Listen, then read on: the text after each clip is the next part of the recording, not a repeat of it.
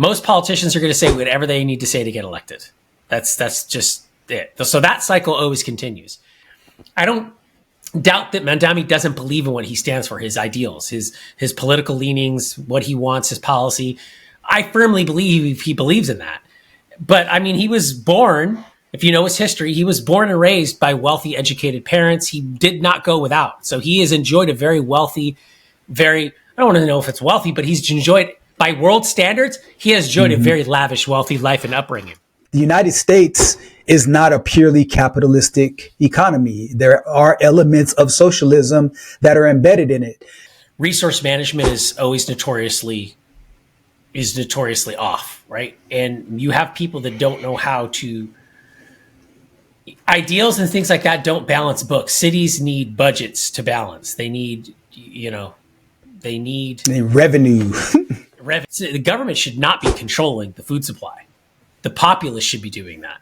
And that's why we have an issue, because the populace isn't going to church. So the populace doesn't even know how to give. So and therefore the government then has to be forced to take from the populace. And that's why you have candidates like Zohan who become popular, because he's telling you what you should be ethically doing anyways as a good citizen of the country. You should be tithing and giving that money so that a local church can buy food to give to the people who don't have enough to buy groceries. That's how the system's supposed to work. Government intervention and government operations, because if you look at any entity ran by the government, DMV, one point, when you look at, the VA, unfortunately, they're not getting serviced with the highest levels of efficiency. Going back to Mamdani, I really, on the one hand, we talk about government inefficiencies, but if you really think about what happened in that race, there were some real reasons why he won. It wasn't just his policies. It was the state of affairs. He won 50.4% of the vote, by the way. The majority of people that voted in the mayoral election have not lived in New York City for more than 5 years, or have lived there the least amount of time. Have you seen that data? The reality is that when you put rent controls in there, you don't get any more development. And that's fighting with the natural mechanism of free market. The free market usually should dictate the price, right? So if there's a supply, then the price comes down. If they're over to the demand, if there's not enough demand, and vice versa, basic supply and demand. So when you put those rent controls in there, no one wants to develop anymore. Whenever government is involved in operations and building, it doesn't get done efficiently, because, what they'll do is they'll send out a bid and then they'll spend extra money and it's not efficient. And so there should be competition.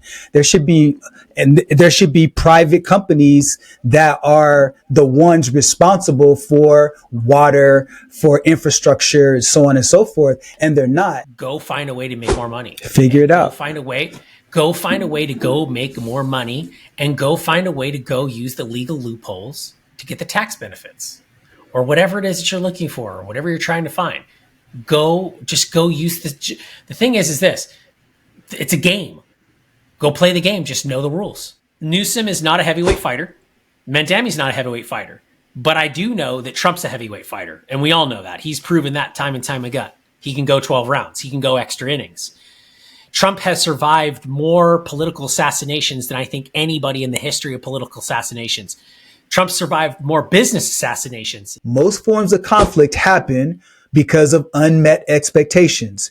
If I give you a promise and I don't fulfill it, whether I'm your parent, your husband, your brother, or your boss, if I don't fulfill a promise I gave, and then you're negatively impacted because you thought things were going to go a certain way.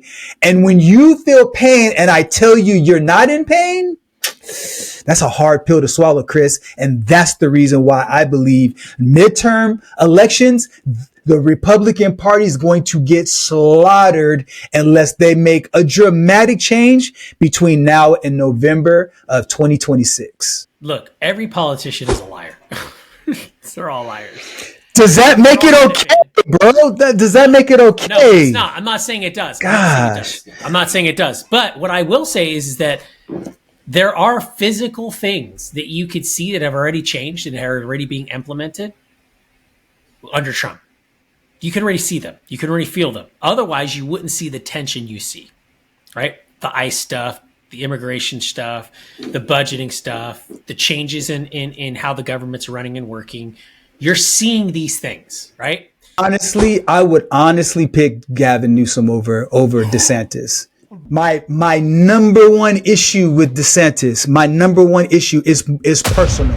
What we really should be educating people in America or students in America is on these principles of tolerance and productive measure and citizenship and all of these and civics and here's where we went wrong as a country, but look how fast we fixed it. Yeah, we had this issue, but every country's had that issue, and look how fast we fixed it. Now, maybe we haven't fixed everything, but everything's always a work in progress. There's a massive, all these studies come out, conclusive links where artificial sweeteners are linked to Alzheimer's and dementia. I looked at some of the numbers, and there was a study that was with over 12,000 people who either had like sucralose or aspartame or stevia.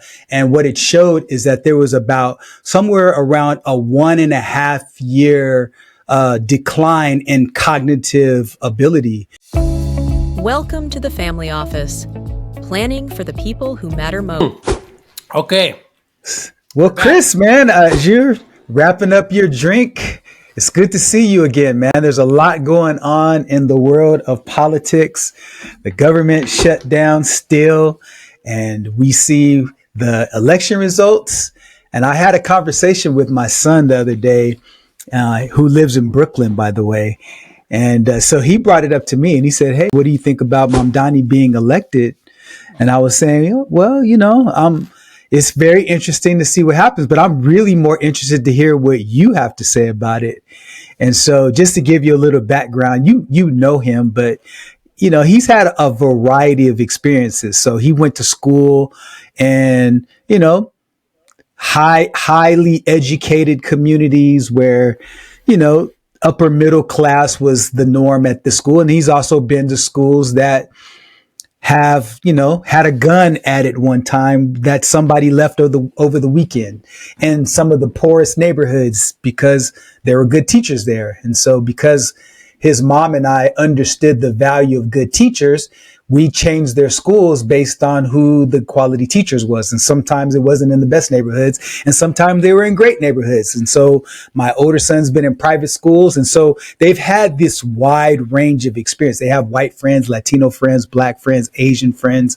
And so we never really taught them to be Democrat or Republican. I didn't even know how my son registered. I mean, because that's just not a thing in our house. Not that they're not to be politically active, but it's not our job as parents, to a certain degree, to tell them what party to be affiliated with. So he said, "You know what? I'm really happy that he was elected to the mayor." And one thing that I will tell you is that there are a lot of people that are in my age group that feel disenfranchised from the standpoint of the high cost of rent and the high cost of living here in New York. And quite frankly, he's young and he's energetic and he looks different. He in the sense that he represents somebody who brings hope. That's really the word that he was looking for. Just an overall sense of optimism. And so he says, "Well, how do you feel now that I've expressed my feelings?" And I said, I'm happy for you that he won. But the reality is that he made a lot of bold promises, and it's going to be interesting to see if he can deliver on those, because as a mayor, you have limited capacity to really create the type of change that he's talking about. So I think that's a good place to start, man. Just what are your thoughts about just the mayoral race? And then there are also some other races that were taking place, not too many, but, special elections, not midterms yet. But it was very interesting to see how that turned out. And I wanted to get your take on what the tea leaves are saying to you from your perspective. Well, there is a lot going on right now, and it's pretty interesting to see how all of the things that are happening right now are unfolding, and just the different perspectives and just the different emotions that are happening. And I mean, there's so many different ways we could have fanned out with this to start, but obviously starting off with, I think, which is one of the biggest media catchers, I think outside of the New York mayoral race, I think SNAP or food stamps is probably the biggest thing. I think those are the two biggest things that I see anyways are going everywhere. And then a third thing we'll probably talk about, but it's interesting for you to get that perspective from somebody obviously living there and in that age group. But that's exactly the same exact phenomenon that propelled Trump to a second term in the White House. I would agree. There's a base or a group of people that feel left behind, that aren't being heard. And that was those blue collar workers, those documented immigrants, cited African American men, however you want to splice it up. He took from a lot of different traditionally Democratic cohorts that were feeling unheard and disenfranchised, and saw someone that, I'm going to hear you and I'm going to fix your woes. I'm going to fix what woes you right now. The thing about Mondami, for my forgiveness for not pronouncing it right, but Mondami, the thing about the Mayoral race with him is, I think everybody kind of knew he was going to win. I think it's funny to see different Republicans pandering to him, the establishment people going, oh my God, we got to get this guy elected, right? Just simply like in a last ditch effort to kind of maybe try to show face or whatever, to try to get Cuomo in, which I thought was interesting. But yeah, you're absolutely right. He appealed to people that do feel like these things are becoming outrageous. And by and large, that segment is not small anymore. That segment just isn't his group. That segment spans across Xennials, Millennials, and Gen Xers for the most part. Maybe a little bit of baby boomers. I don't think so, but mostly those Gen Xers, that are in their mid 40s or late 40s, that are, millennials a lot, and Gen Zers, right? Like the saying is, Gen Xers was, it's all about the money. Millennials were, where's the money? And Gen Z is, what is money? Right. All of those, that group was told all of these rules and these regulations and these parameters and these guidelines and these sets of things to do and strive for. Millennials were get the degree and get the job and hustle culture and work 20 hours a day and screw everything else and minimalist, and you're going to be happy and you don't need. And now they're like, wait a minute, where's the promised land? Right. And then Z's were taught the same thing. Get into debt, do this, work professional. And where is this? Right. And there was an interesting chart that showed, the biggest thing, which I think is a lot of people should be talking about, is layoffs, right? The amount of layoffs that are happening right now is massive. Nobody's even talking about that realistically, what that means. But most of the layoffs still are from, trimming, are from DOGE trimming, government trimming. The majority of them still are. I think it's like 160,000 per private sector jobs, mostly white collar, were eliminated. And it's just happening all over every sector right now. But all of these, going back to that, those groups of people feel like they're excited. But the end result is, number one, regardless of who it is, most politicians are going to say whatever they need to say to get elected. That's just it. So that cycle always continues. And every now and then you do have heroes like this. Now, he is a hero of socialism. I firmly believe that he believes in that. I don't doubt that Mondami doesn't believe in what he stands for, his ideals, his political leanings, what he wants, his policy. I firmly believe he believes in that. But I mean, he was born, if you know his history, he was born and raised by wealthy, educated parents. He did not go without. So he has enjoyed a very wealthy, I don't want to know if it's wealthy, but he's enjoyed, by world standards, he has enjoyed a very lavish, wealthy life and upbringing. So he doesn't know what it is to go without. He doesn't know what it is to create or build something from scratch. To entrepreneur something from the ground up. That's what we should be teaching kids today. We should be teaching, but unfortunately that's mass. That's the mob. So you're absolutely right, Len. I think the most dangerous thing here, Len, is what you just said, which was he has some pretty big things that he promised. And unfortunately, a lot of them go completely out of the scope of what he can do. And it's just going to there's not going to be anything that's going to happen. It's just going to slow the cog of progress in one ditch direction, and it gives a voice to that ideal.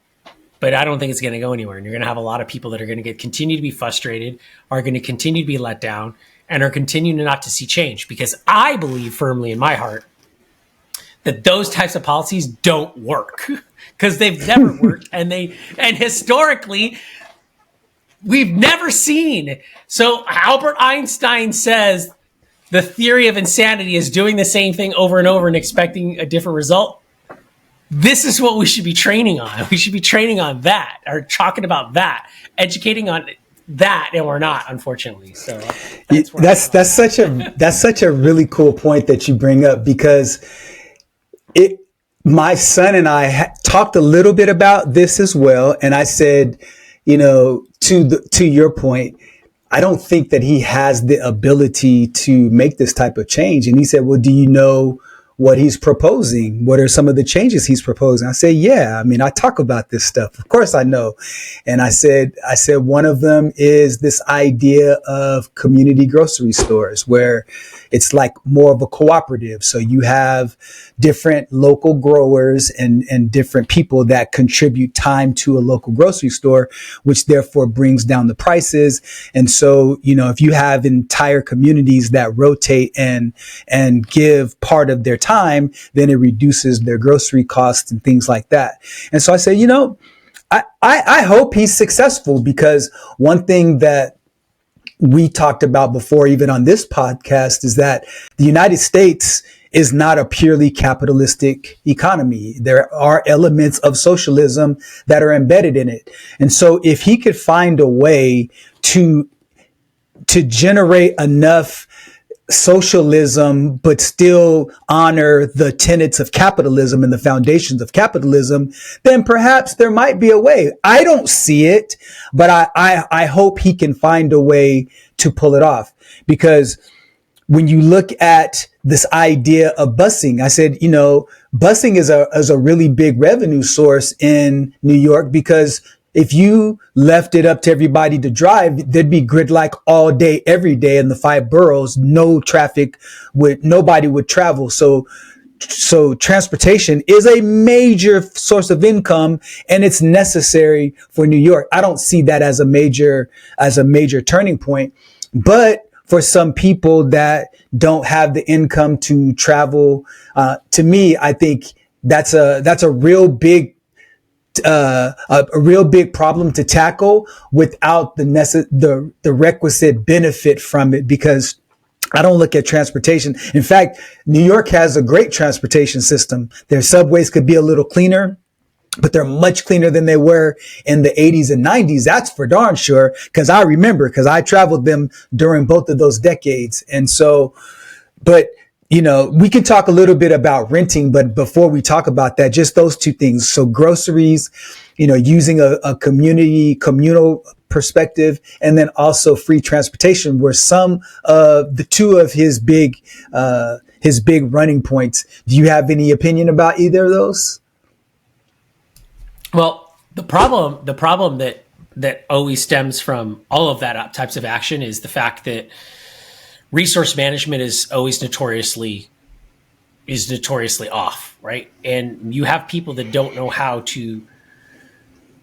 Ideals and things like that don't balance books. Cities need budgets to balance. They need, revenue.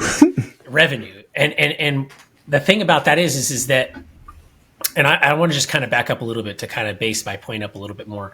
Okay. I think the biggest issue that people have, and this is the issue that I had when leaving California, is that eventually you get to a point where, price is only an objection for someone when value isn't present, right? Or perceived value isn't there. So when I get up and I walk around or I drive around and the area I live in, you've been to where I live, there is the difference between, it's almost a half a point in taxes versus living in here versus living somewhere else on your property taxes, right? Does that make sense? You know what I'm saying? That's a big chunk, yep. By the way. That's like huge. If you understand, it's huge, right? So yeah, because you're talking about the law of large numbers. So I mean, right. Yeah, so 0.5% on the big number is significant. Exactly. so, but the thing is that when you live, and even in that schools are to take into account, right, into those property taxes. Because, oh, the property taxes are high, right? The reality, though, is that when you step out of your house and you go around the area and you go to the schools and your kids come home and you listen to what your kids are being taught in school. Like, for example, my kids do not have Veterans Day off this week. They go to school on Veterans Day in the school district here, because they go to school and either they have veterans educate there, or they go to veterans field trips, like go to the veteran memorials, or it's pretty interesting to see, right? So you see that value. You see where that money's going. You don't even think about those taxes or any of that money that's taken when you go, oh yeah, it's great. It's awesome because the government's taking care of all of this stuff that they say they're taking care of. You see that. One of the biggest reasons why I left California is that you go, I don't see what I'm paying for anymore. So at one point you go, dude, the value is not there anymore. This price for what you're saying I'm getting, it's not there anymore, because I know the value of what you used to get in California for the price you used to pay. And that value just isn't out there anymore. The California value of the 90s, please bring that back to compared to the California value today that you see in California. That's exactly what's in New York. And so you get these groups of people, and now you see Xennials, which are even more, I don't want to say intelligent, but they're more informed, right? Because information is more easily accessible. And they go, wait a minute. What the heck is going on here, dude? And in New York, it's outrageous, right? And then that leads to policy, which is what we were going to talk about, which is what I don't want to get into rent control, but look, I think that the ideal here is that more people need to realize that the problem with SNAP and all this stuff and like groceries being affordable and stuff, that needs to be given back down to the churches of America and the schools and the municipalities and the local townships, how it's supposed to be managed. The federal government should not be managing food supply stuff, SNAP benefits. That should be managed. That needs to be given back. But that's the problem is that more and more people don't go to church anymore. So more and more people don't tithe anymore, or they don't offer anymore. And that's why food banks are dry. And that's why government, it's very clear in scripture. And I just wanted to add that in to base up my argument. It's very clear in scripture, which scripture states about food and community and the government should not be controlling the food supply. The populace should be doing that. And that's why we have an issue, because the populace isn't going to church. So the populace doesn't even know how to give. So therefore the government then has to be forced to take from the populace. And that's why you have candidates like Zohan who become popular, because he's telling you what you should be ethically doing anyways as a good citizen of the country. You should be tithing and giving that money so that a local church can buy food to give to the people who don't have enough to buy groceries. That's how the system's supposed to work. But we're so backwards in this country today that we think Beyonce is going to come and save us.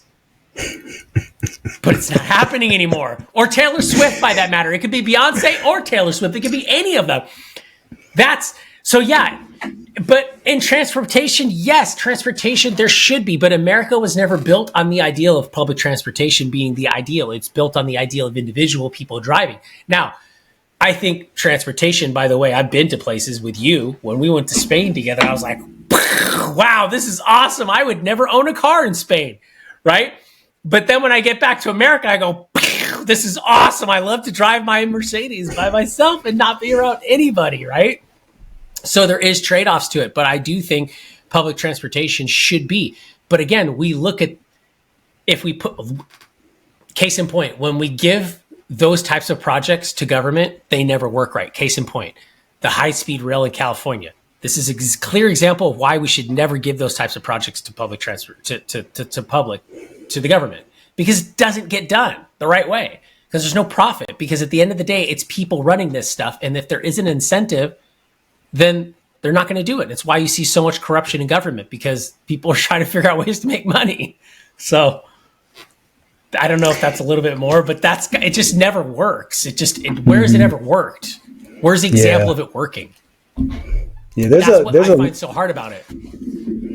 Yeah, I agree. When you to your point about government intervention and government operations, because if you look at any entity ran by the government, DMV, 1 point. When you look at, the VA, unfortunately, they're not getting serviced with the highest levels of efficiency. Now, that's not true for all parts of the country, of course, but in your higher metropolis, higher population density places, the veterans aren't being served because, it's a government run organization and there's no incentive to compete. And so therefore there's no incentive to innovate. And so I certainly understand your point there. Going back to Mamdani, I really, on the one hand, we talk about government inefficiencies, but if you really think about what happened in that race, there were some real reasons why he won. It wasn't just his policies. It was the state of affairs. He won 50.4% of the vote, by the way. He received more votes than Cuomo and Sliwa put together. And so, and if you throw Adams in there, even though he dropped out of the race, he won more votes than all of them. Why is that? Well, if you look at the young population there, well, there are a couple things, like, for example, 2 million ballots were cast just in that city mayoral race, which was the most since the 1970s. So that tells you that when people feel compelled, either positively or negatively, they go out and they vote. People who are comfortable, when you have a non-compulsory voting system, they're apathetic and they don't go and vote. So that's one thing. The other thing is that when you look at what's going on with younger adults, the median rent in New York City is between $3,100 and $4,200, depending upon if it's a 1, 2, or 3 bedroom apartment. $3,100 to $4,200. Now imagine you go to high school there, you go to college, and then you graduate and you decide, you're new in your profession, you're single, and you want to get an apartment. Bro, like, your job, just the money you're paying for your apartment is going to be more than a lot of people make every month. And so there's a lot of people that are roommating together, and, so it's just not feasible for people to, afford that type of living incomes, which takes me to this whole concept of rental units and pricing freezes and all of this. And so that was one of the other things that he talked about, was this whole notion of making sure that rent is frozen, or at least, there's regulations with regard to how quickly it can go up. I wanted to get your take because I wanted to react when we were preparing for our conversation today. I said, I want to hear what you think about it, and I want to react in real time. And so I want to turn it over to you, man. And I'm really interested to hear your perspective about his idea about freezing rents and all of those things. If you look at the data, to bring it back up one more time, if you look at the data of voting, all right, I don't know if you have this data, but it's broken down somewhere. You could find it. Someone can find it. We could put it up if that happens. Okay. But of the people that voted in the election for the Mayoral election, and this again lends to your original point, which is these people are dissatisfied, right? They're not happy about the prices and about things and the way things are going. Mm-hmm. The majority of people that voted in the mayoral election have not lived in New York City for more than 5 years, or have lived there the least amount of time. Have you seen that data or looked at that data? So the majority of people that have lived in New York City for the longest periods of time, they're the ones who voted least for Mandemi. So the people that have lived there the least amount of time are the majority that voted for him. Isn't that interesting when you look at that data? That doesn't surprise me though, because that suggests that a person who's living there is there because they're there for professional reasons. And, if they're 24 years old, that means that they moved there somewhere between 19 and 23, right? And so, if I'm there longer, therefore I'm not going to necessarily look at a younger candidate because I don't necessarily see the world through the same set of eyes. And so, I definitely think that's an interesting statistic, but I'm not really surprised by that because New York has always been a place that has attracted lots of people. I mean, if you look at the diversity with regard to, ethnicity, by languages, I think New York has the most languages of any city in the United States by far. And so I'm not really surprised by that, but it is very interesting. It is a very interesting statistic. Is it people look there and they go, oh my gosh, in 4 years or 8 years, they're going to regret their decision because nothing gets accomplished and now they're stuck there with all the high prices and all the, or what? Because here, and also too, I'm not surprised that he won 50% because look at the candidates he was against. I mean, they were all corrupt. Every single one of them. I mean, every single one of them were just, hey, it's like you're looking at mugshots of all of them, right? I mean, it wasn't. They all have. It wasn't. I it wasn't inspiring, Len. It wasn't inspiring. But on rent control, that right there is the biggest fundamental issue. What is it? I was just looking at it. Rent prices, right? The states that have the highest rent control usually have the highest rents. Oddly enough, I don't know what Florida's rent control stuff looks like, but they're pretty high. The average is 1,800, but yeah, New York is like insanity. I mean, New York's 1634. It's insane. But here's the problem: when rent control goes in statistically, and you could look at this. There's an interesting study between St. Paul, Missouri, and St. Paul. They're right next to each other, the Twin Cities. All right. I saw that same study. One has rent control and one doesn't. And you look at building permits. Building permits are down 61% where there's rent control, and building permits are up 61% where there is. But that's just one key thing that's happening right now. But the reality is that when you put rent controls in there, you don't get any more development. And that's fighting with the natural mechanism of free market. The free market usually should dictate the price, right?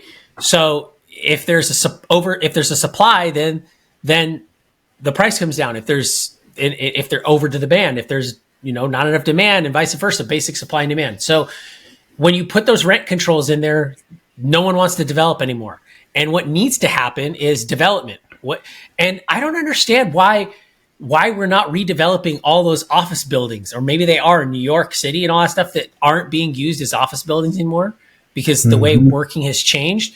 Those could all be renovated into or retroed into apartments or condos. High-rise apartments. Why isn't that happening? Is it happening? I don't know real estate that way, but I would imagine that would be a solution. But again, rent control scares the crap out of people.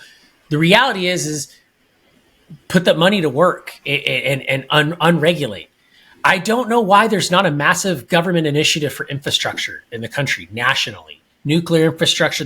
We're so obsessed with infighting that we can't even get anything done right now. We're stuck. We're looking more and more like a European nation every month, every year as we go by in America, because we're just so stuck infighting where it's like, even Mark Cuban said it at the beginning of Donald Trump's, or the end of Donald Trump's first term, or maybe he said at the beginning, the best way is just the biggest way, the most success you get is just a massive infrastructure initiative.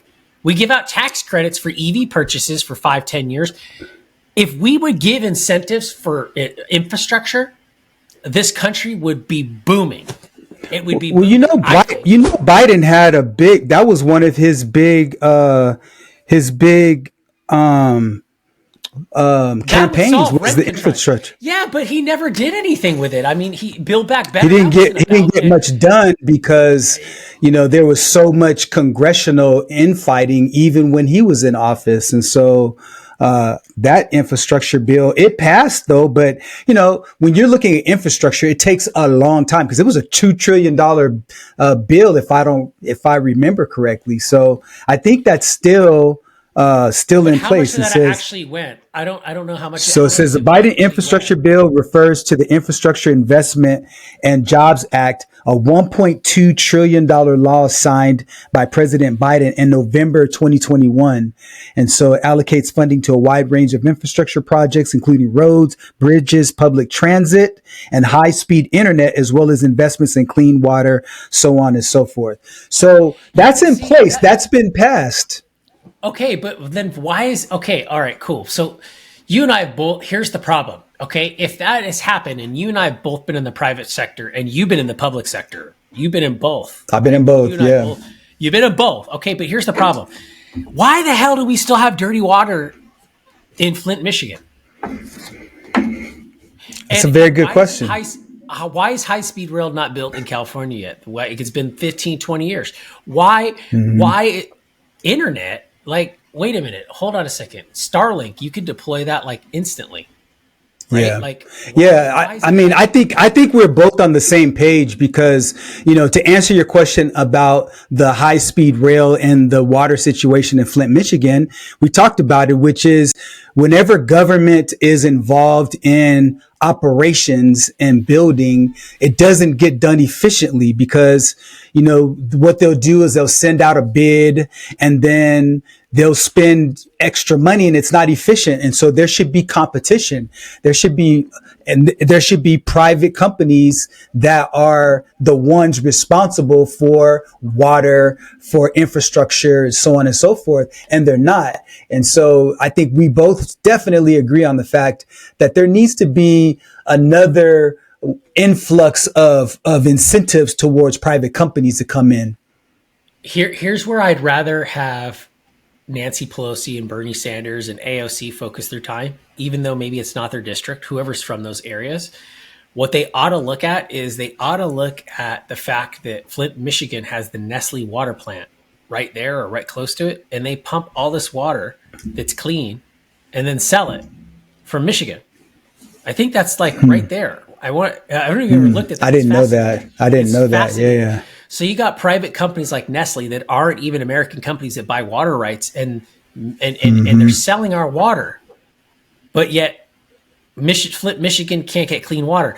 I wish that we would focus that. See, that's what politicians are sent to Capitol Hill to do, but they're not. Correct.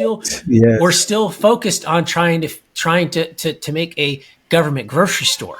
Instead, why don't we make a government agency that says, you know what, Nestle, you're not going to buy our water anymore and sell it. And when we don't have clean water coming out of the tap, what the hell are we in the time? Like, and I know we were supposed to talk about water and everything, but right. If we can't even trust them to regulate that, what makes you think we're going to regulate the safety of the food coming in a government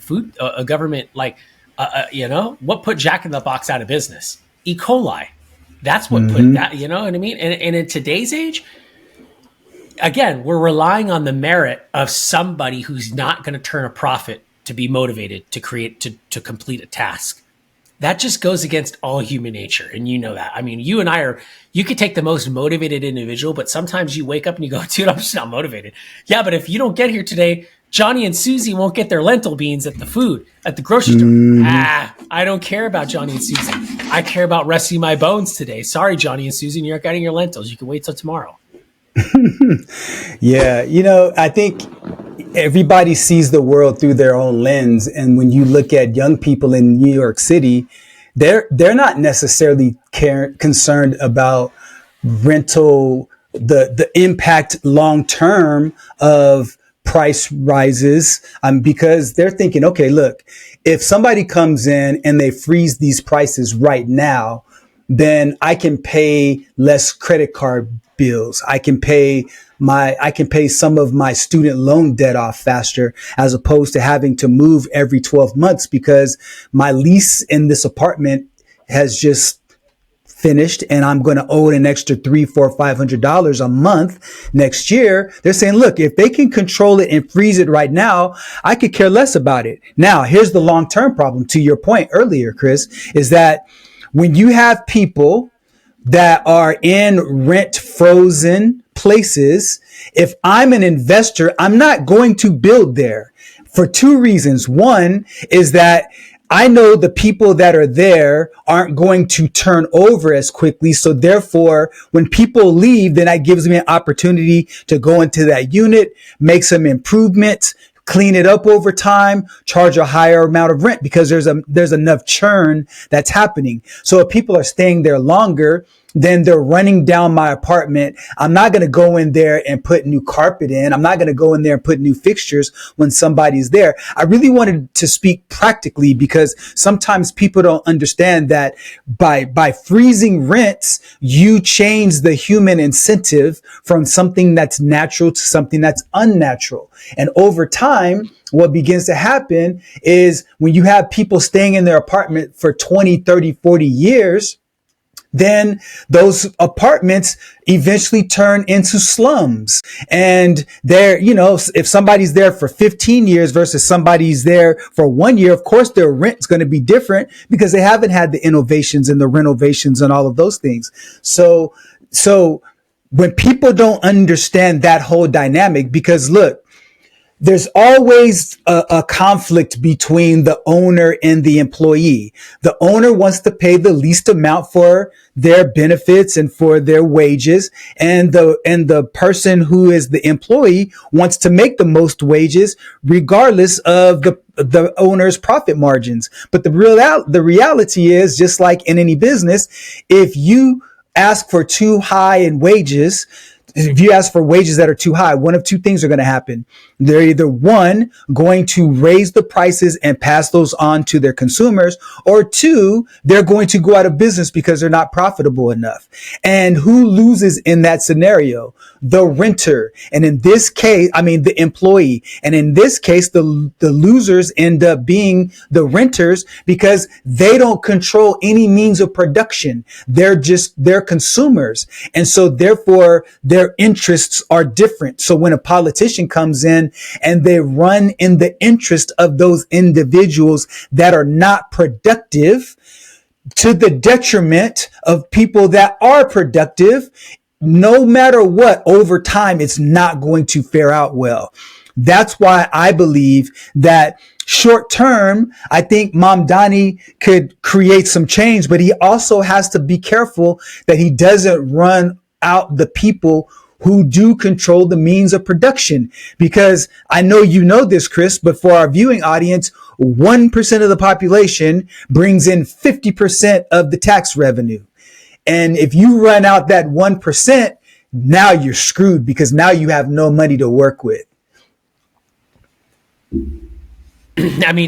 Critical thinking, deep thinking, education, like understanding these things, history, like why are we ought to be educating about this.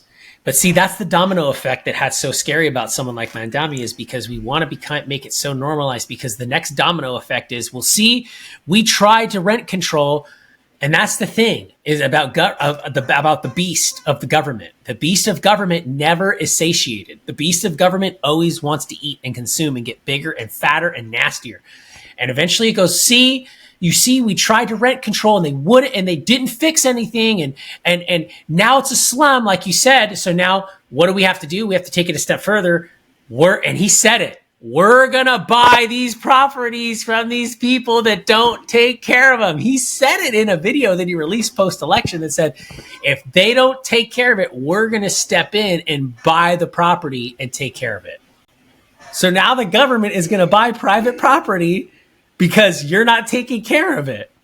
Okay, why don't we round up everybody in this country that doesn't take care of themselves health-wise, that now we have to have the burden of taxes paid to people who really are sick because they ate too many Big Macs. Mm-hmm. Sorry. Yeah, it's a slippery slope. It's the same exact thing. Whereas because eventually it's just more control. It's more government control. And okay, now we want to control because that's ultimately what socialism wants to go to, which is communism, which is controlling the means of production by the government, which means you'll own nothing and you'll be happy. Well, who owns it all?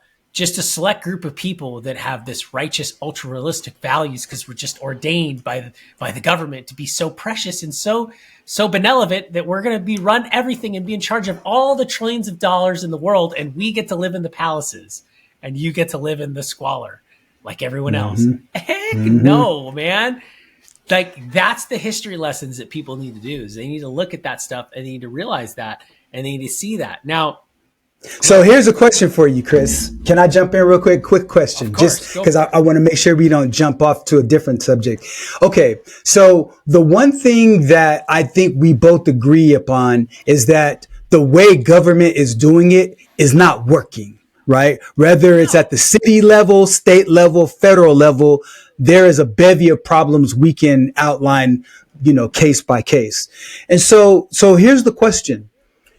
If you are a 25-year-old professional living in New York, you're making six figures, but you're barely getting by. And in your entire lifetime, all you've seen are all of these old people in government talking down upon you. And you don't have a lifestyle that reflects the kind of money that you've invested in yourself, your education, and your knowledge, your skills, your trade. Would you want to have at least an opportunity for somebody that sounds a little bit different, that looks a little bit different, not in terms of like appearance, but in terms of what they're saying? Like it looks different. It feels different. Would you go for that, or would you go for same old, same old? Because you talked earlier in your own words, you said insanity is the same thing, is doing the same thing over and over, expecting a different result. That's kind of what they see with the old guard. That's the toughest situation. That's the tough situation that we're all in. I think all of us are in the same tough situation, because the reality is that every single time I've seen this horse race, maybe we know too much now to know that he really isn't going to do anything. Because at the end of the day, what always works is what? Go find a way to make more money. Figure it Go out. find a way. Go find a way to go make more money, and go find a way to go use the legal loopholes to get the tax benefits, or whatever it is that you're looking for, or whatever you're trying to find. Go use this. The thing is this, it's a game. Go play the game. Just know the rules. I mean, that's really all there is to it. But the reality is that some people, here's what it goes down to. Those scariest people are lazy, ambitious people. He's a lazy, ambitious person. He's never had to do anything. He's never had to work. He's never had to. Yeah, I wouldn't call him lazy though. He's definitely not lazy, but I can understand he might be privileged. But he's not lazy. Maybe he's not lazy in the sense that we would normally call it, but he's not. He doesn't want to go start a business. He doesn't want to go fail. Okay. Well, I mean, campaign, and he could have failed at that, but that's easy. But he knew he was going to win. He knew he was going to win. He's in the right place at the right time. I don't know how I don't know how that works. It's fate. It's destiny. I don't know. It's interesting. But here's the thing. At the end of the day, if you're sitting, waiting, and relying on that to be your saving grace, that's just like sitting and waiting for anybody to come be your saving grace. And if you've lived enough as an adult, Len, you know that you got to get up and you got to go do it.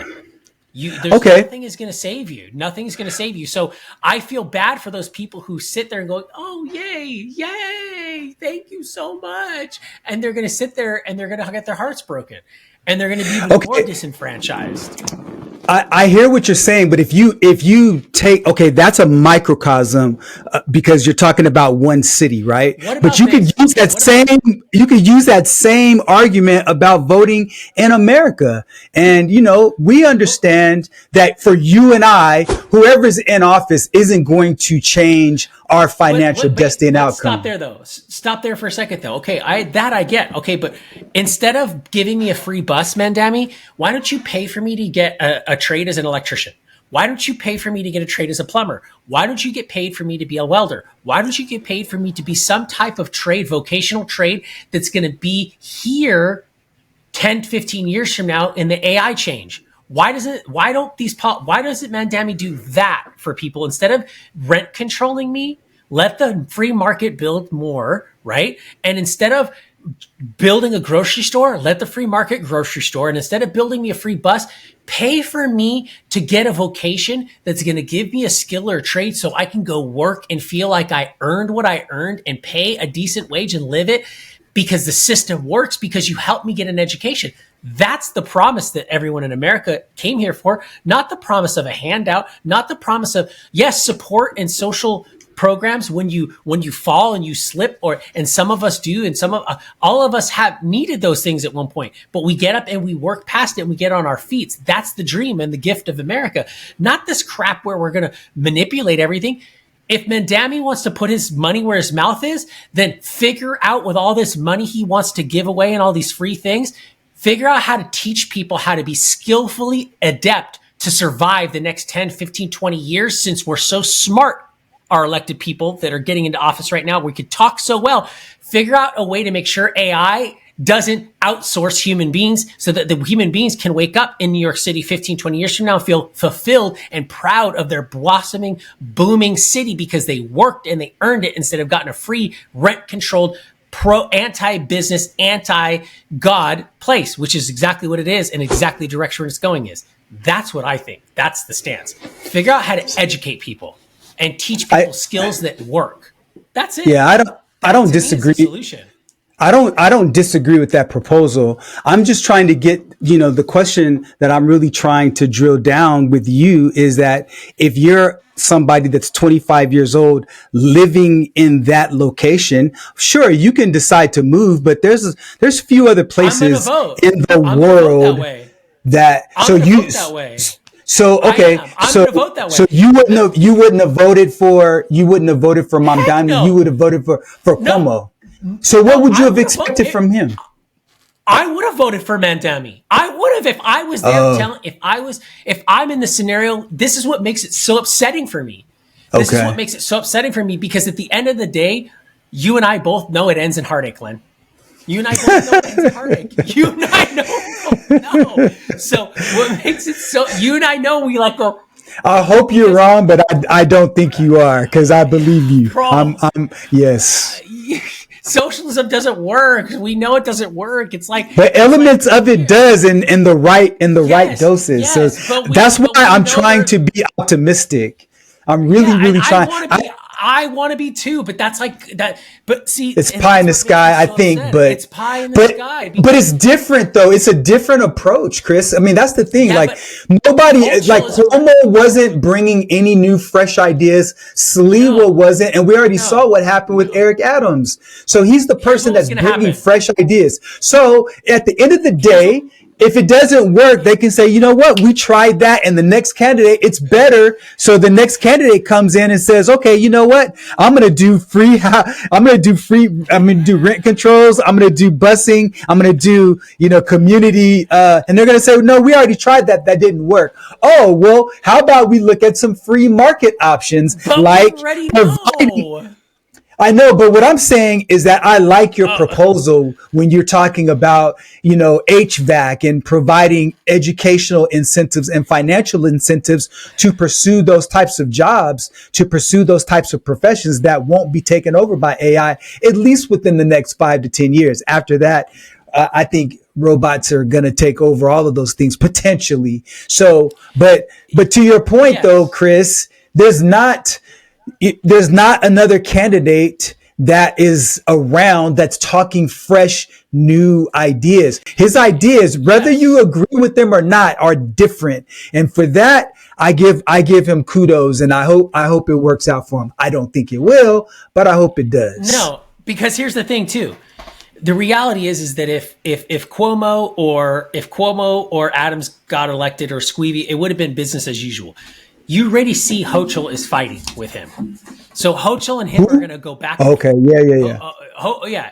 Is Hochul going to go back and forth until she's out or she runs it? And Stefanik might get in, and then it's even more gridlock. Stefanik's a Trump ally. Who knows? A Republican governor of New York, heaven forbid, right? So that's always going to be the problem. It's not going to happen, but I mean, who knows? They never thought Florida would be a red state, and it is. We never thought California used to be a red state. It used to be a red state. Now it's the blue state, right? Think about that. California used to be a red state, right? Yes, he has fresh ideas. The problem is that 70% of him will never see the light of day because he's in a system that doesn't.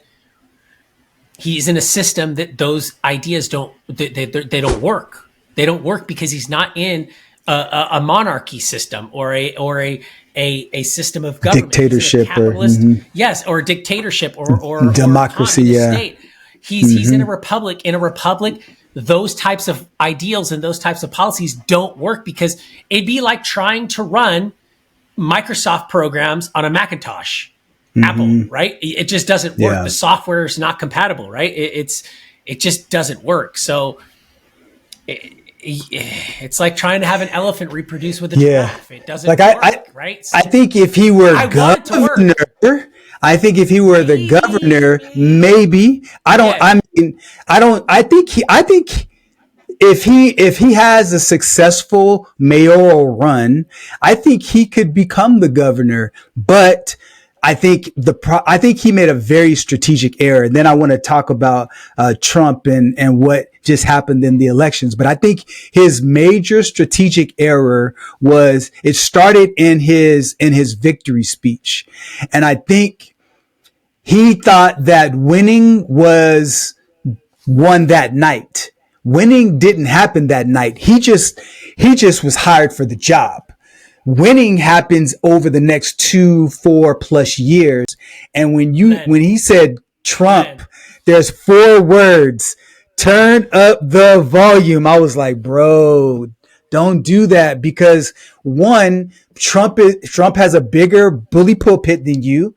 And 2, he should have been more of a unifier in his speech, where he brought in, because there's a lot of Jewish people there that are concerned. He did touch upon that a little bit, but I think when you win, I think the tonality needs to be more unifying. And I think the problem is that that whole Trump phenomenon is really rubbing off on other people who don't have the same moxie and gravitas and narcissism that Trump does. And he can pull it off because he's been that way his entire life. Like when you look at Gavin Newsom trying to be like Trump and calling him,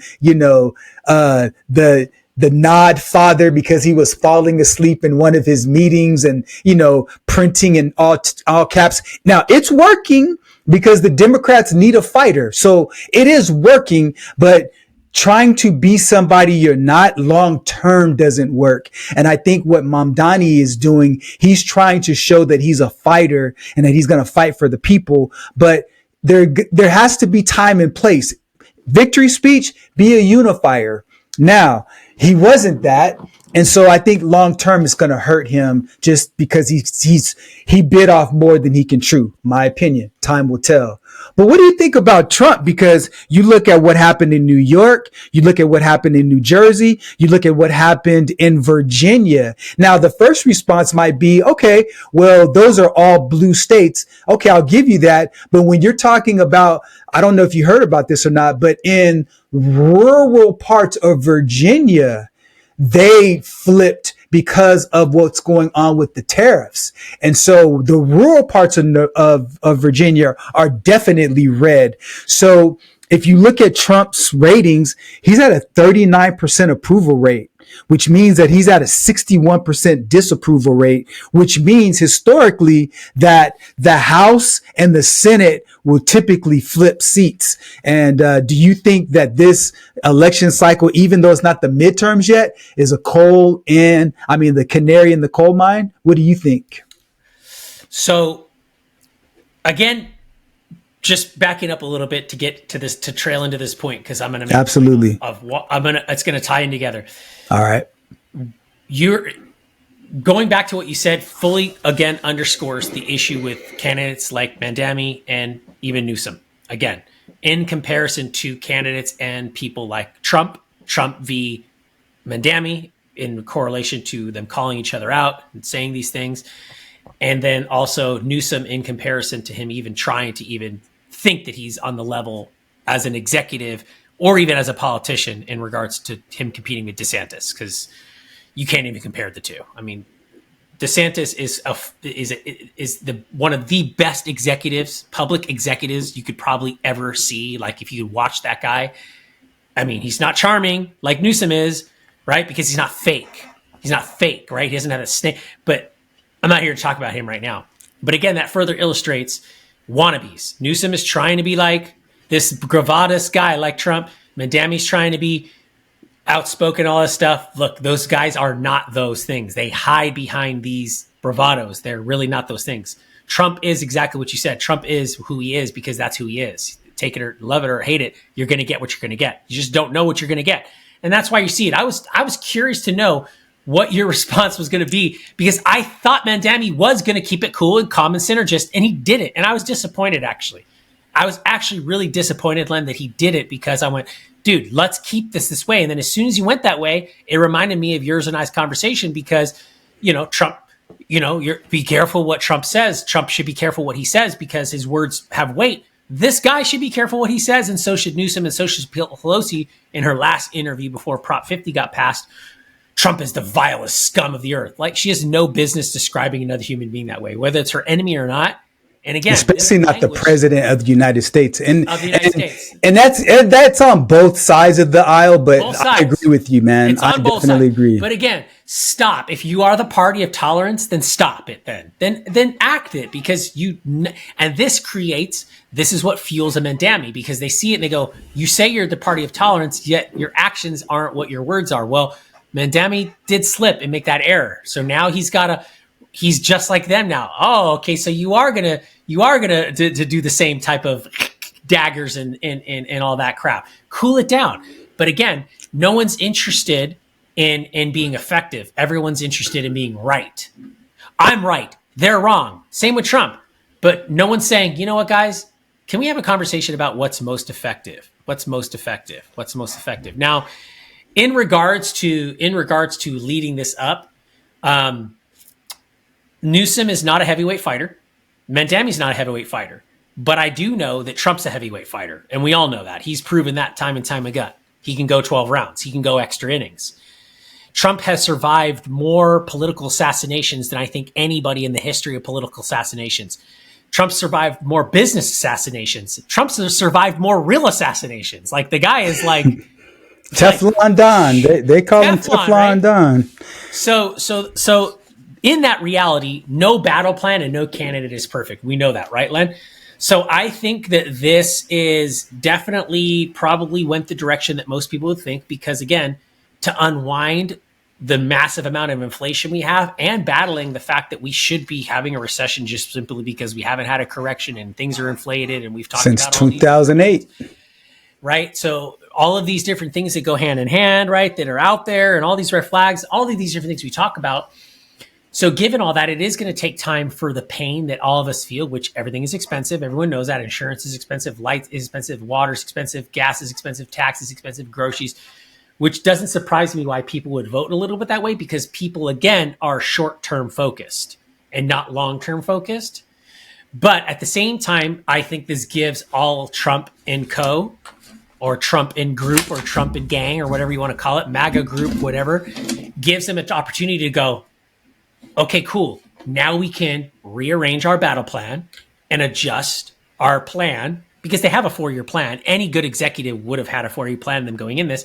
Now I think it's about them pivoting and focusing and going on offense again. That, I think, is what you're going to see, because these guys are heavyweights, and I think they care, even though he's not going to get elected to another term. I love how he just teases everybody and makes everybody go crazy by saying that. He does that on purpose to make everybody lose their minds. He does that. Everybody boils out of their brains. We all know it's not going to happen, because we know it can't happen, right? But that's the comfort of America, right? Is knowing those things. So that's what politicians should be fighting for, is knowing the comfort of America, the promise of America. But I think he's going to turn it around just simply because he's a fighter and he's a championship round guy, that kind of politician and business guy. But I think the long-term people around him that need him to stay successful long-term need him to anyways for their own, good. J.D. Vance, Hegsfa, all the people close to him, all the new and up and coming people on Republican side of stuff that are in his camp, they all need him to stay successful, because they need to stay successful long term. So I think this gives them a golden opportunity to see the weaknesses that they had, right? To do a SWOT, right? A SWOT analysis, because this shows them all their leaks. Now they know all their leaks. Now they can really go and, if they would have won, if these midterms weren't the way they were, and they would have favored them, they would have got even more comfortable and lazy, and they wouldn't have gone on offense. I think this is a wake up for them. And now they go, shoot, now we know our leaks. Now we can go on offense, and we can double down, triple down, quadruple down. At least that's what I'm thinking they're going to do. That's what I would do. That's what you would do if you were in those situations. That to me seems the most pragmatic way of thinking politically on how to do it. Just my thoughts. That's where I think it's going to go with it. It definitely was not good news for them in a big sense. There's some big things that they now have to overcome. They have now more work to do than I think they had to do. And I think, yeah, they might have gotten too comfortable, but I don't hold it against them because anybody would with the amount of work they needed to do just to get to where they are in the first 9 or 10 months. And that's the reason. That's not a heavy pill to swallow. That's not a heavy plate to clean. But that's to me, what you just outlined, Chris, is exactly why Trump made a strategic blunder when he ran for president. But he doesn't care because all he cares about is winning. Like on the day he was elected, he already won. So everything that happens from here on out, I think he cares about what his legacy is going to be, but he already accomplished what he set out to do. And here's the reason why I say that. Okay, if I'm Trump and I know that all of these changes need to happen, I'm going to make it seem worse than what it is. So then when it happens, you don't react in a different way because I already told you what was going to happen. So one of the things that he should have done is said, listen, I'm going to make America great again. But you know what? Before things get better, it's going to get worse for a while. Think about it. Right now, the United States has cancer and we've been suffering from now I'm not telling you that I agree with this, but if I'm him, this is what I would say is, look, you know, the American people have suffered under the Biden administration. You saw it was a disaster. And right now, America has cancer. And so in order for you to fix cancer, you have to have a surgery. When you get a surgery, it's going to be painful for a while. So yes, you're going to see prices go up for a short while because in order for us to get the debt down and the deficit down, prices are going to go up because there's going to be this reaction. The housing market's going to slip for a while, but once we get everything regulated, the interest rates are going to come down because the Federal Reserve is going to recognize that prices are stabilized. And then once we get the cost for oil to go down and the different energy costs, because we're getting more people to leave this whole Green New Deal, we're going to have more efficient forms of energy being created. And because of that, after the first year to 18 months, you just got to hang in there with me. Mark my words. This is going to get better, but it's going to get worse. So if we can just eat, you know, a pile of hay and broccoli and alfalfa sprouts for a while, you know, we'll have some filet mignon during the second part of my term. You know, are you guys with me? Yes, we're with you. And then when it happens and they're like, oh crap, you know, gas is going up. Remember, I told you this was going to happen. I promise you that it's going to get better. And here's my economists. Talk to them about why it's going to get worse. Blah, blah, blah, blah, blah. Chart. You know, facts, statistic, historical analysis. Okay, now it makes sense. So then they speak to their logical brain. Then I'm going to come back in after the logical person comes in and say, listen, as I mentioned, as we said, it's going to get worse for a short while, but wouldn't you rather it get worse for a little while for it to be long-term better? Because once my plan is in place, the next person who comes in from the Republican Party, they're just going to continue to, you know, exercise these different practices. So if we're doing well, you don't have to worry about those Democrats coming in. You don't have to worry about the left coming in. You don't have to worry about their policies ruining everything because it's going to be better and you're going to know it and you're going to also vote for us even if you were historically Democrat. You give a message like that, dude, I'm voting for you. Why? Because you gave it to me straight. But what did he do? Oh, I'm going to end the war in 24 hours. Just watch. When I get in, it wouldn't have gone in a war for the first place, but when I get in, it's going to be so easy.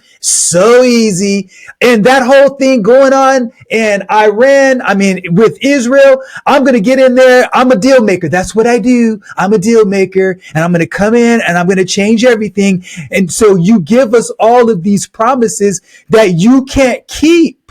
And when that happens, what ends up happening is you have less than 1 year later, You have all of these increased expectations. Last point that I'll make. Think about most forms of conflict.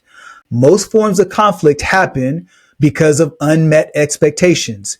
If I give you a promise and I don't fulfill it, whether I'm your parent, your husband, your brother, or your boss, if I don't fulfill a promise I gave, and then you're not doing, and you're negatively impacted because you thought things were going to go a certain way.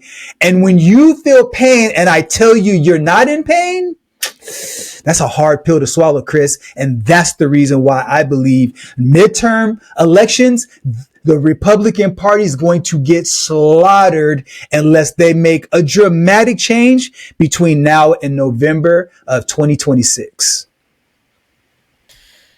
I think that's fully justified. And I think that a lot of people would say yes to that. But the reality, I think, is that most people do not want to know what they have to go through in order to get what they need or want. I just think that that's just that's a valid point.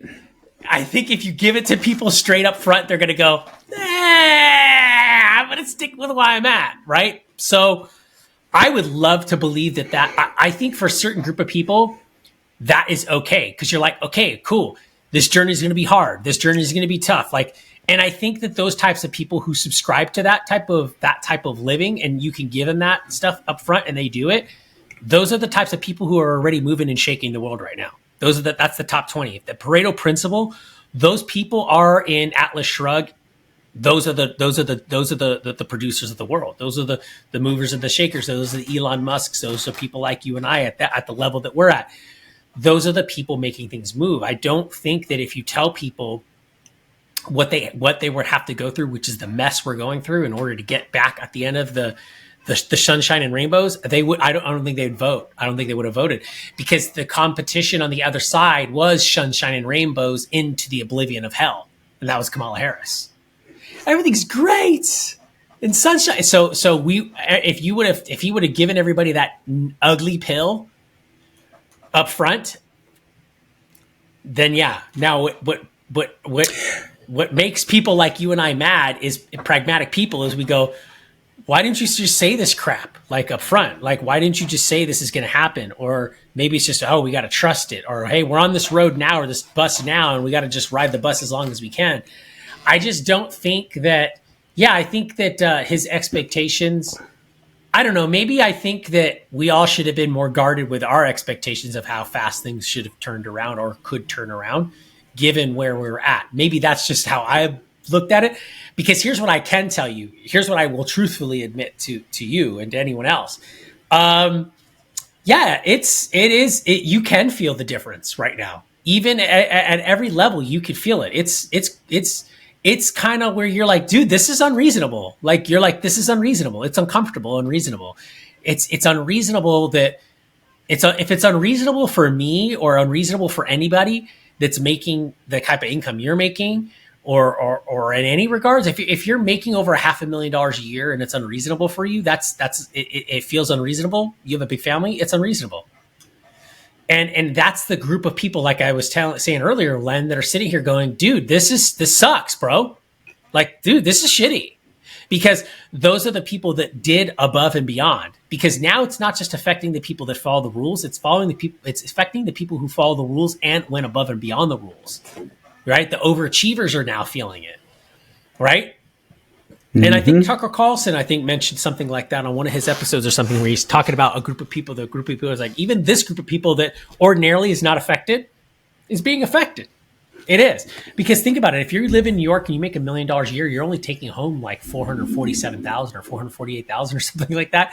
You're taking home like, I think, barely right above 50% or right under 50%. And if Mandami wants to increase it by 2%, that means if you're making $1 million a year or more, let's just say you're making $1 million a year in New York City, you're going to take home less than $500,000 under Mandami. Yeah, but to your point, they also understand typically the tax loopholes and all of those, and many of them were besides those. Yeah, but I understand your point is good. here's the thing though, Len, $1 million a year isn't a lot anymore. Especially not in New York.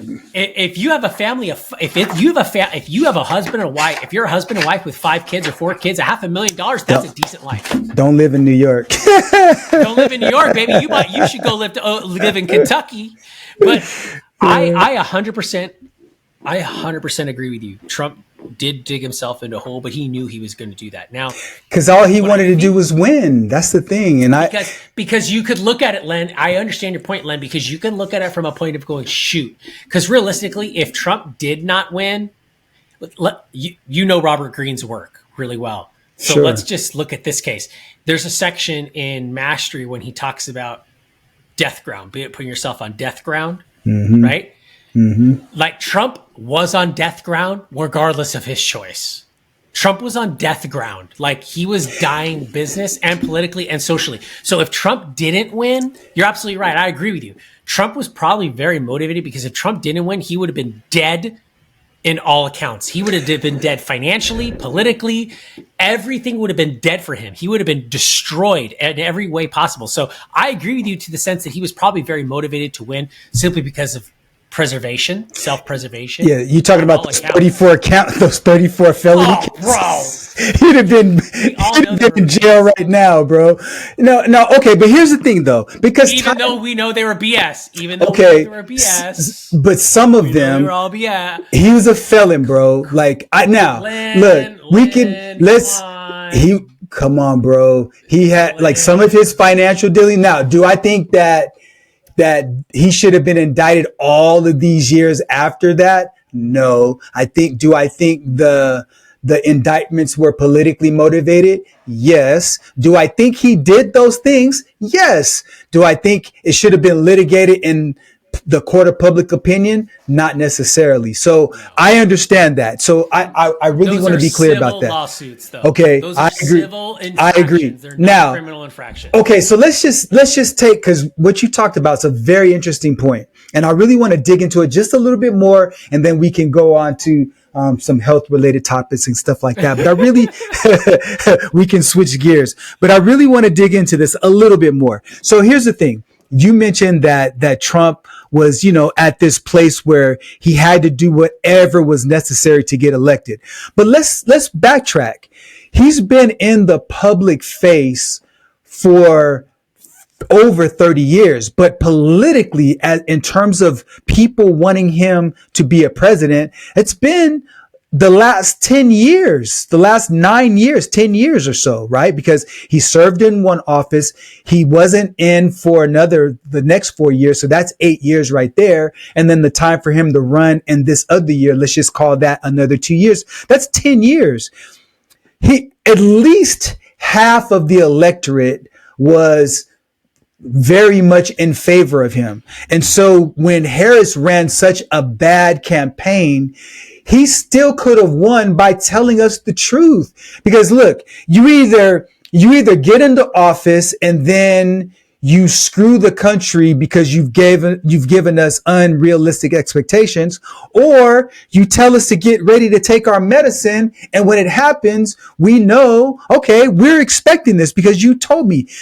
Because the thing is that if you tell me something that I should expect, even though I don't like it, I'm willing to endure it if on the other side it's worth it. Now, I think to your point, I think you're coming from the perspective that you don't think the American people are smart enough to think long term. I do definitely agree that taking a more honest approach and saying we're going to have to eat broccoli and kale for the first 6 to 18 months would have allowed some of the voters who might have otherwise voted for him, they probably would have sat this one out. But I think there would have been other people that says, finally, somebody who's giving me the truth. And he say, if he said, look, I made a lot of mistakes in my first term.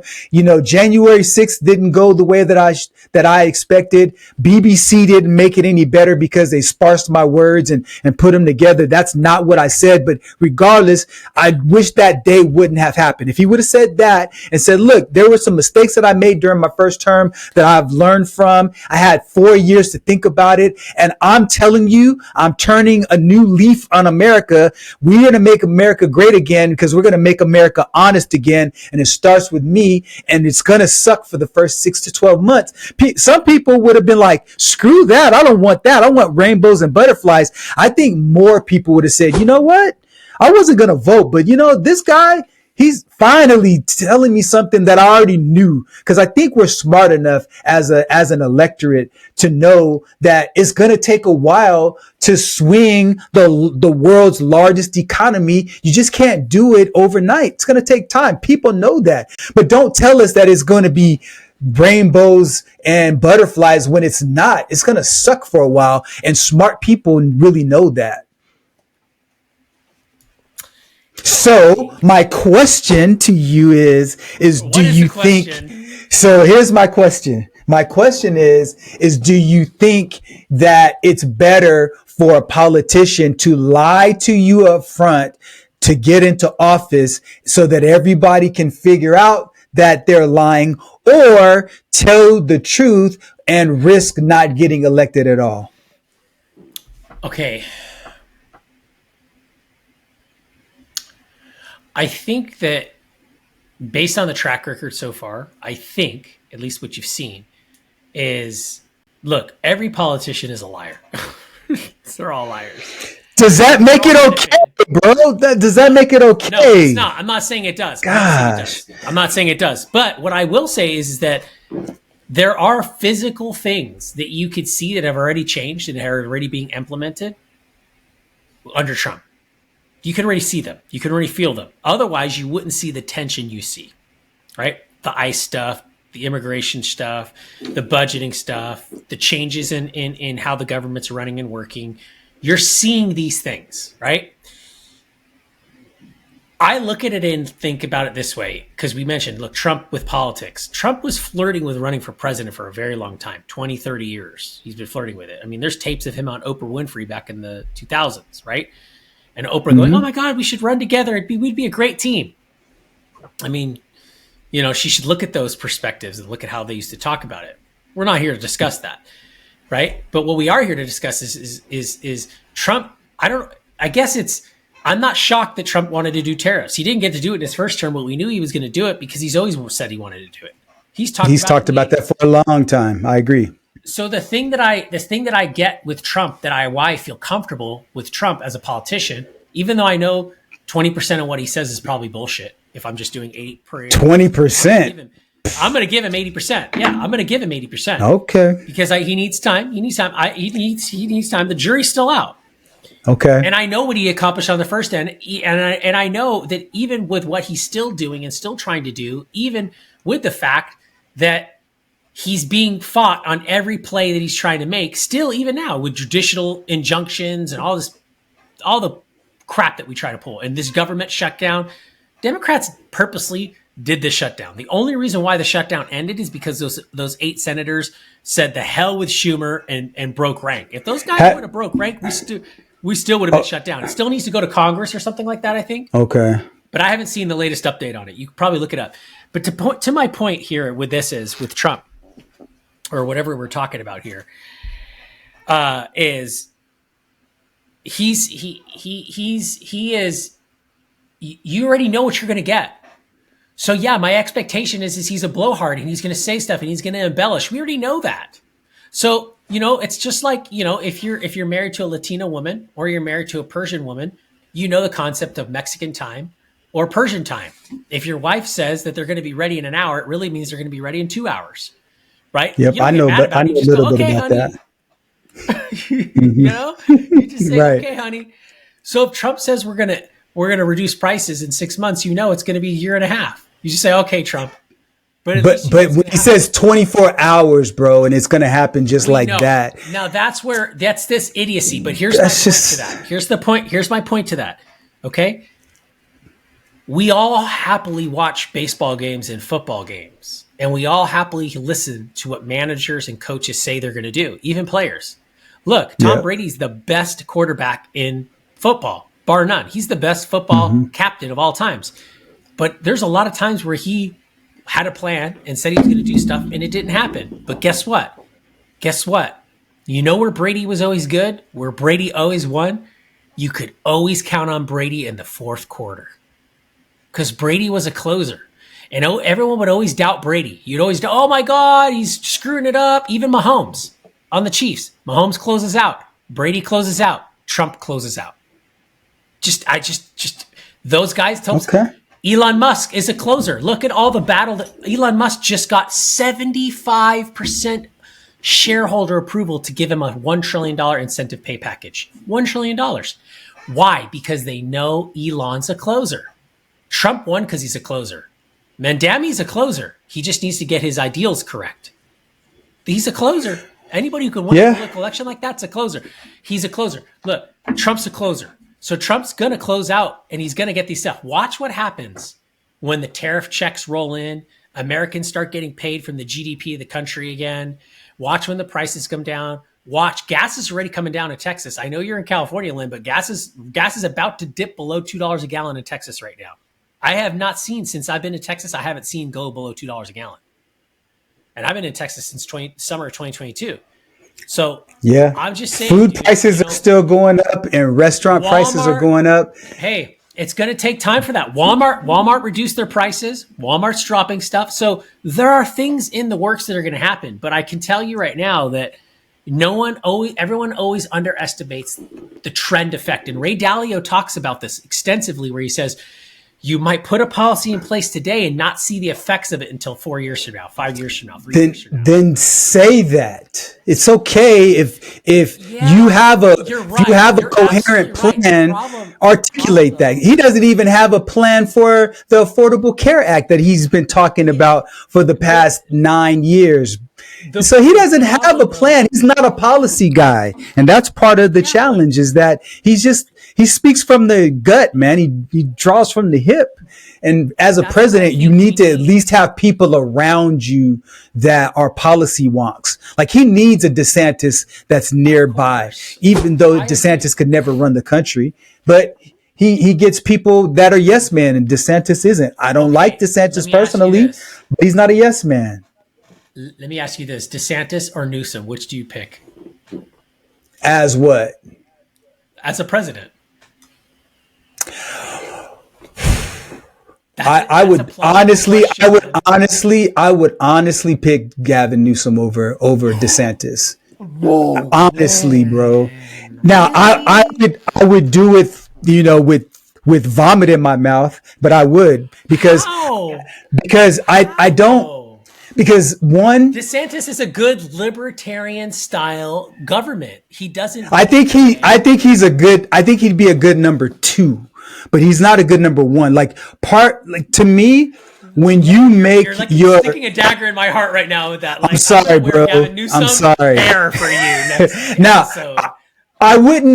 he would not be my first choice as the Democratic nominee. I hope somebody else in the next 3 years comes up. I would even vote for a Republican if they ran on the right issues. Like, I'm not a party guy. Like, again, I'm not a Republican or a Democrat, so I have no horse in the race. What's your issue with DeSantis, though? My issue with DeSantis? Great executive. He's a great executive. Bro, okay. My number one issue with DeSantis, is personal. It's personal.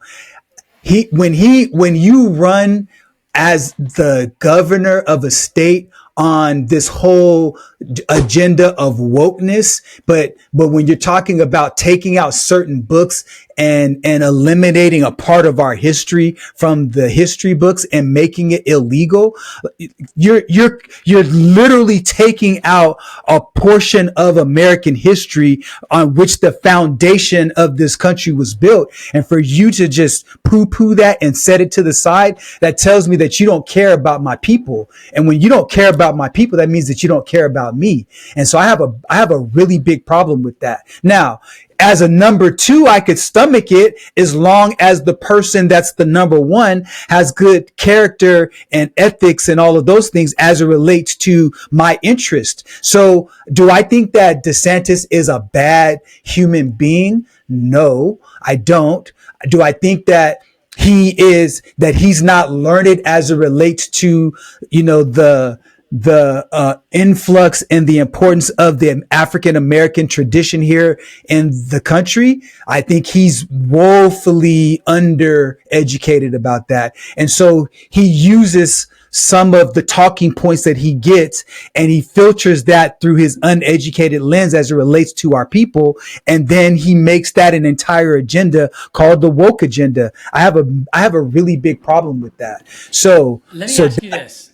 Yes. Let me ask you this, okay? In regards to that, and maybe it might get a little bit sensitive for some people, but I'm just curious on it because the history thing, the whole thing of history. I don't know much about. I haven't read a lot into what you're saying, but I will read into that specifically what you're talking about.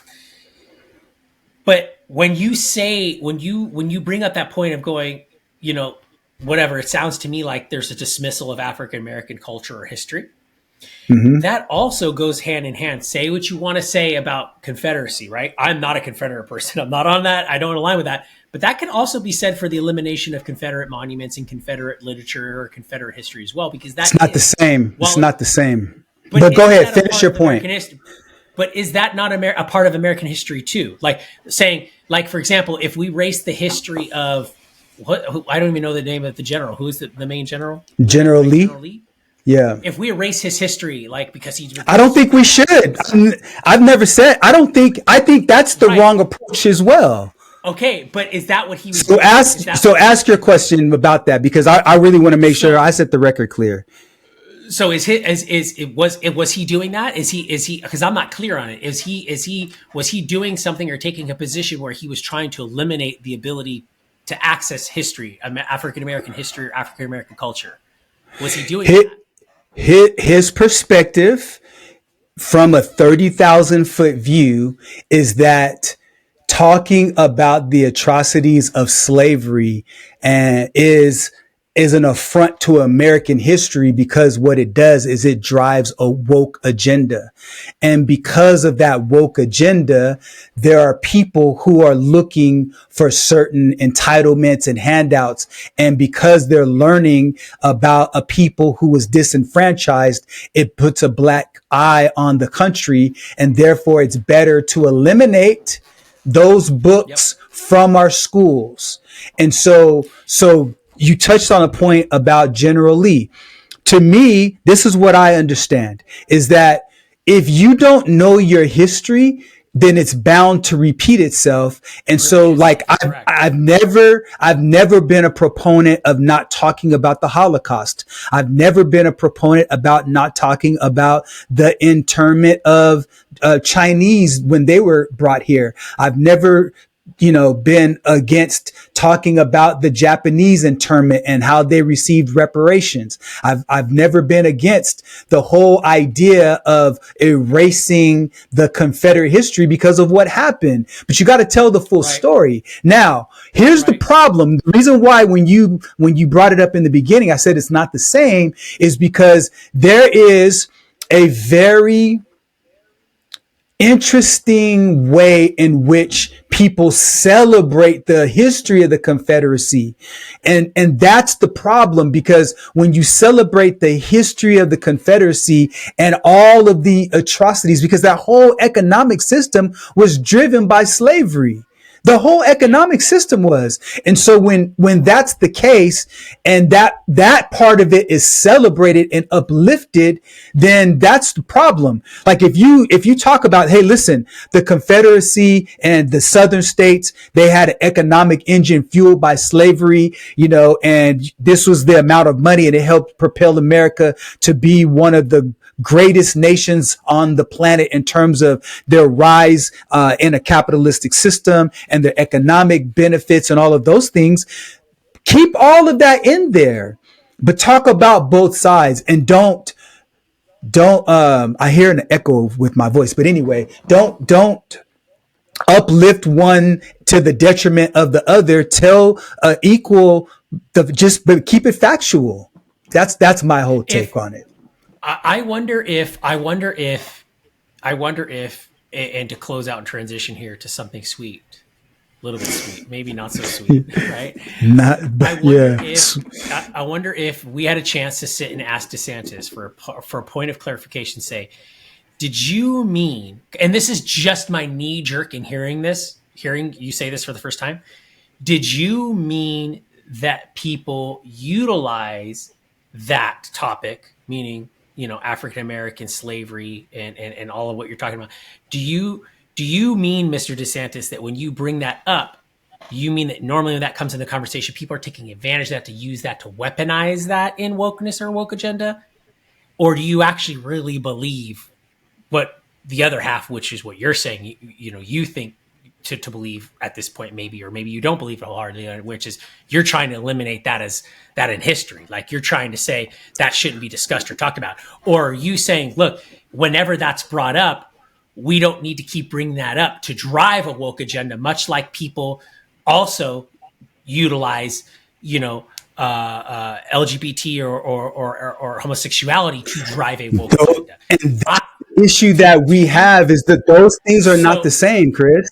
Right. So I would ask for a point of clarity because I'm confused.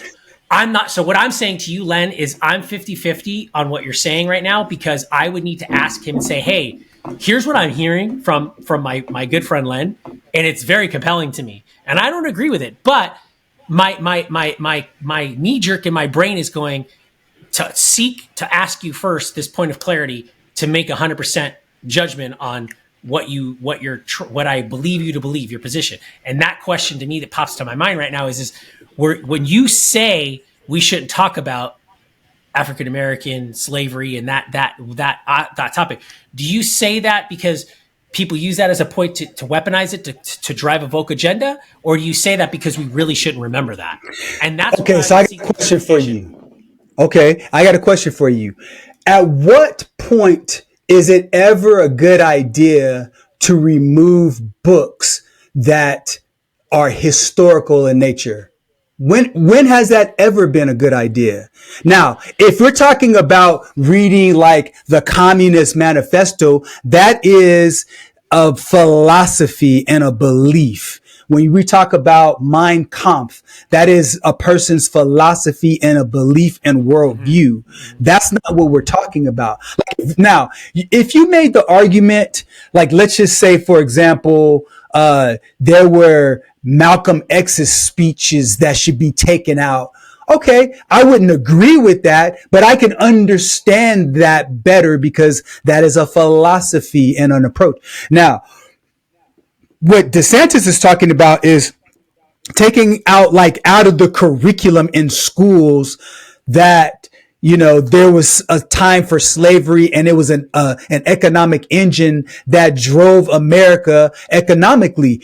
That's part of the history. You can't take that out. Whether you agree with the fact that it happened or not, or that it should have happened or not, or how people even use it as a tool to suggest that this was a bad thing that happened. You shouldn't have the right to be able to dictate what parts of history is told and what part of history isn't. You just can't do that. That's the issue that I have with him. And that's what he's proposing. So I don't know how any way he could spin that. You can't get out of that.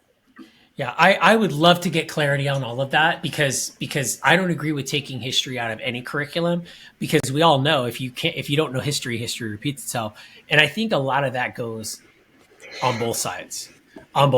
It happens on both sides, because you see a lot of history being under attack in plain sight in regards to, other sides of stuff. But I totally agree. I think, and again, that goes back to my point of what we really should be educating people in America, or students in America, is on these principles of tolerance and productive measure and citizenship and all of these, and civics, and here's where we went wrong as a country, but look how fast we fixed it.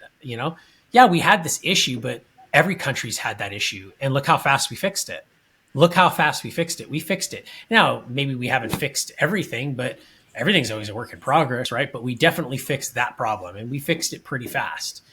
And a lot of people gave their life to fix it. A lot of people gave their life to fix it. And a lot of people, I think, still continue to give their lives to fix it. And to erase any point of history, whether it's good or bad, that is completely unacceptable, because that right there is intolerant. That right there shows you have something to hide. That right there shows you have something to hide. You need to hide that. Yeah. So, Germany does not walk away from that black eye on their history and culture at all. Now, some people would argue, listening to that point, and say, yeah, they went really, really woke. Okay, you can make that assumption, but regardless of how they interpreted how to use that information, the key is being responsible in how you use it, not negating that information altogether. But the basis, so I applaud Germany for that. Yeah, but the basis also of America too, though, the basis also of America too, and the basis also of Christian values is that generational sin does not exist. So that's correct. I can't take the sin of my forefathers that may or may not have been in the South or the North. I don't know, but I definitely know I can't buy their sins. So that's why I don't agree with reparations. And I don't want to get into reparations or anything like that, but yeah, I shouldn't hold those sins. So there is going to come a point in time, in case of Germany, where people that are living are no longer going to even know that anymore. Now, it doesn't mean we don't talk about it for history's sake, like, hey, but we shouldn't pass that shame to people anymore. Like, oh, Germany, you should shame yourself for the Holocaust, because the people living in that country now, by and large, they weren't even alive during that time. So yeah, reparations should have happened back in 1865, not 2025. So I agree with you there. Transition. You know what the best reparations are? You know what the best reparations are going to be, Len? You're going to smile. In fact, I want a selfie when you get yours. When you get your tariff check in the mail, I want a selfie. Yeah, when I get my tariff check, I'll send you that. So don't hold your breath. Okay. Hey, you want to know what's nice? Everybody gets that reparation.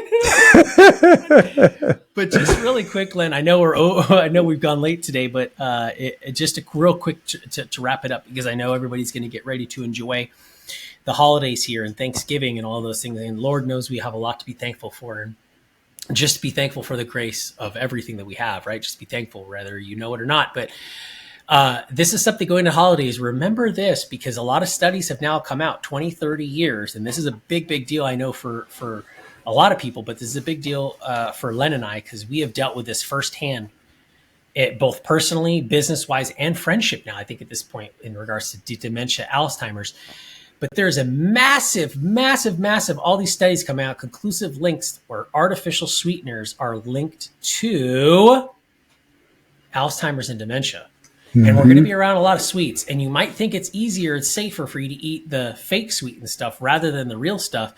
So my suggestion to you this holiday season is give yourself a break and give yourself a treat and eat the real deal and eat some organic, unbleached, unrefined sugar stuff this year if you're going to eat it. No corn syrup, no fructose, and no artificial sweeteners. But Len, what's your thoughts on that real quick as we wrap up here today on the artificial sweetener link to Alzheimer's and dementia? Are you shocked? Yeah, I looked at some of the numbers, and there was a study that was with over 12,000 people who either had like sucralose or aspartame or stevia. And what it showed is that there was about somewhere around a 1.5 year decline in cognitive ability. And so when you think about one person and 1.5 years, that's not a lot. But if you look at the long-term effect of that, whereas if you're taking this type of artificial sweetener and you do it a lot and you do it increasingly more over time, you're doing it because you think that you're tricking your brain. But in every case, what these studies have shown, Chris, is that when you take these artificial sweeteners and they go inside of your gut, the brain and the gut are connected. If you open up the body, you see a lot of nerves and all of that run between the brain and the gut. The gut microbiome is always negatively impacted. And so what begins to happen is, in some cases with prolonged use, the insulin receptors that regulate blood sugar are tricked, and oftentimes they respond negatively as if there's still sugar coming into the body. And so that's what begins to trigger all of those impacts. Now, it's not causation. So the studies are inconclusive in terms of their causing it, but there's definitely a correlation. And so we need to take a look at that longer. So what this tells me, Chris, is that, to your point earlier, is if you're eating and ingesting and consuming large amounts of artificial sweeteners, you need to really start to look at alternatives. Get some real sweeteners that's natural, like he said, unbleached sugar, sugar cane, sweeteners like that can still give you the same sweetness. The reason why you're drinking those artificial sweeteners, it's all marketing. It's another way for a company to make money off of you not knowing and thinking it's better. There was a time that we started ingesting lots of sugar because it was zero fat. But the problem is that the sugar that we were taking increased, dementia, Alzheimer's, and also diabetes. And so it would have been better just to take the fattening from the natural food that you were eating as opposed to this artificial. So, as we go into the holidays, be safe, because especially as you age, and if you have aging loved ones that are drinking lots of Diet Coke and all of that, please take it easy and be safe out there. And understand, we're not telling you to stop, but I'm telling you just to start researching, because there's way more access to information now. Now, the seed has been planted. Do your own due diligence. I wonder if you'll see, because oftentimes it's said that the gut microbiome now is like, it's really being prevalent now, that the gut microbiome is almost like the second brain of the body, right? Absolutely. And I Mm-hmm. wonder, all these long-term studies are going to show the overuse of antibiotics compounded with the use of highly processed foods, ultra processed foods, with the combination of what we're just talking about here, artificial sweeteners. This is why we're seeing Alzheimer's, dementia, arteriosclerosis, and specifically colorectal cancers, because you're seeing all of these comorbidities compounding. But yeah, if you're going to do it, I do it in my house, organic maple syrup to sweeten almost everything. Organic or raw unfiltered honey. Or if you're going to do it and you're going to just make some cool stuff because you're going to sacrifice every now and then, you can go to Costco and get a bag of organic, non-GMO, unbleached cane sugar. It's really weird. It looks like brown sugar, but it's cane sugar. It's white cane sugar. And And it doesn't dissolve as fast, but it's definitely very good. No, it's good. I made chocolate chip cookies, Len, with unbleached, organic, non-GMO rice flour, King Arthur. Oh, yeah. I've got some grass-fed butter and some organic. You make cookies with it, and it's like 4 ingredients. So do yourself a favor and learn how to do it. You'll have some fun with your family doing a family activity and creating some unity. So with that being said, if you like the content, I know it got a little spicy today. It was good. Like or subscribe, engage, comment. We'd love to hear. And Len, have a phenomenal week. We'll see you on the next one. All right. Same to you. Conversation has given you clarity on your next steps. Please share this episode with someone who's walking the same path. Don't forget to like and subscribe so you won't miss future episodes. And remember, planning ahead isn't just prudent, it's an act of care. Thanks for joining us, and we'll see you next time on The Family Office.